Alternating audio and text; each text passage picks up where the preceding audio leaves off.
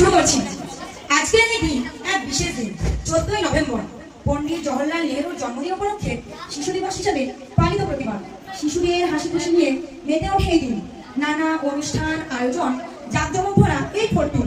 শিশুবেলা মানে চাপ মুক্ত, থাকে না কোনো ভয়, বকা খেয়েও হাসি মুখে নিশ্চিন্তে বিশ্ব ঘুমকে জয়। শিশু মানে সহজ সরল নিষ্পাপের পরিচয়। শিশুগুলো বড় হয়ে কেমন হবে এটাও একটা চিন্তার বিষয়। শিশু মানে উপরওয়ালার রূপ, কথায়ও আছে আবার। শিশুরা সফল হবে আশার চোখে অপেক্ষা প্রত্যেক মা বাবার।